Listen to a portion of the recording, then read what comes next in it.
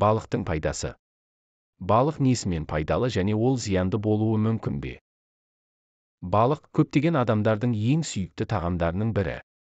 Адамдар өзен, теңіз және мұхит, сондай-ақ ақ және қызыл, майлы және майлы емес балықтарды, яғни әркім әртүрлі балықтарды жақсы көреді. Адамдар оны кез келген түрінде жей береді. Және ол қайнатылған, қуырылған, буланған немесе көмбештелген, тұздалған, маринадталған, ысталған, тіпті шикі балық болсын, өзінің ерекше дәміне байланысты кез келген адамның көңілінен шығып, тәбетін ашады. Ет тұтынатындарға қарағанда балық жейтіндер көп. Өйткені тіпті ет жемейтін кейбір адамдар балықтың артықшылығы оның етінің құрамында екенін біле отырып, балық жейді. Оның құрамында дәрумендері мен кальций, йод, темір, магний, фосфор, селен, мырыш бар. Тауық еті секілді балықтың құрамында да адам ағзасы жақсы сіңіретін өте жоғары сапалы ақуыз бар. Ол өз кезегінде ағзаға қажетті барлық амин қышқылдары қамтиды. Балықтың пайдасы. Ағза жоғары сапалы ақуызға қанығады. Қан ұю функциясы қалыпқа келеді. Қандағы холестеринді төмендетеді. Қалқанша безінің функциясының қалыпқа келтіріп, және оның ауруларының алдын алады. Көру қабілетін жақсартады.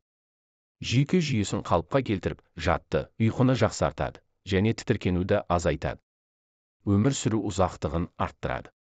Тері, шаш, тырнақ, сүйек пен тістің жағдайын жақсартады. Зат алмасуды қалыпқа келтіреді. Жүрек-қан тамырлары ауруларының алдын алуға және жүрек-қан тамырлар жүйесін нығайтуға ықпал етеді. Сондай-ақ балық жегеннен артық салмақ қосылмайды. Тіпті майлы балықтың өзі құрамындағы майлы қышқылдарының арқасында салмақ қосуға ықпал етпейді, және оны тұтыну арқылы артық салмақтан арылуға болады. Сол себептен де диетологтар салмақ тастағысы келетіндерге көмбештелген немесе суға пісірілген балық жеуді ұсынады. Бірақ суық балықтың зияндылығы. Балық бірнеше аспектілердің әсерінен зиян болуы мүмкін. Егер балықтың өзі зиянды болса, оның құрамында зиянды және улы заттар болса.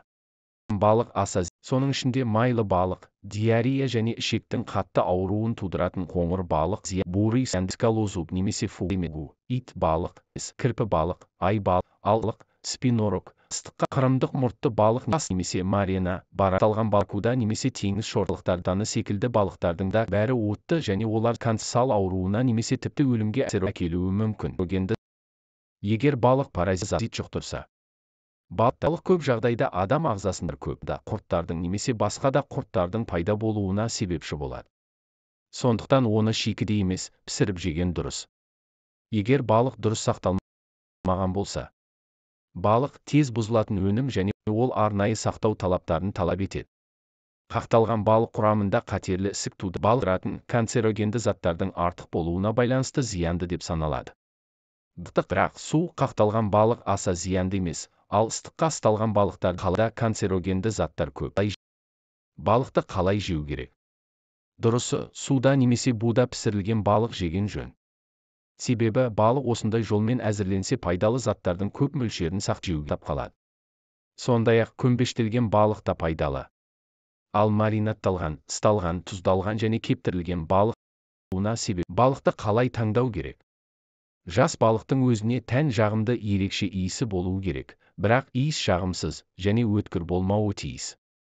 Ал балықтың еті бос емес, шымыр болу керек және оны саусақпен болады. Басқанда пішіні тез қалпына келуі керек. Бірақ балық етінің түсі оның түріне байланысты өзгеше болуы мүмкін. Алайда балықтың түсі жасыл немесе сары болмауы қажет. Балықты қалай сақтауға болады? Жаңадан алынған жас балықты тоңазытқышта немесе мұздатқышта сақтауға болады. Оны тоңазытқышта бірнеше күн ғана сақтау керек, ал мұздатқышта Видео ұнаса арнама тіркеліп, өз пікіріңізді білдіре кетіңіз. Сіздің ойыңыз біз үшін өте маңызды. Рахмет.